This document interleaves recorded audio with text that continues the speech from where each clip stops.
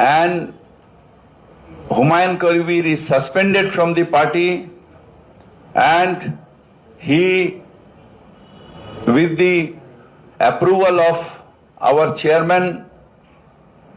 Mamata Bandyopadhyay and with the consent of our General Secretary Abhishek Bandyopadhyay, the party has suspended Humayun Kabir. আমরা শৃঙ্খলা রক্ষা কমিটির decision suspend করলাম হুমায়ুন কবির। নতুন দল করবেন 22 তারিখে নতুন দল বেরিয়ে মাঠ থেকে বেরিয়ে যাচ্ছেন দাদা দাদা দাদা আপনি কি মাঠে চলে যাচ্ছেন বেরিয়ে যাচ্ছেন দাদা বেরিয়ে যাচ্ছেন ये नया पार्टी बनाएगी 22 दिसंबर मुर्शिदाबाद में गोटा राज्य में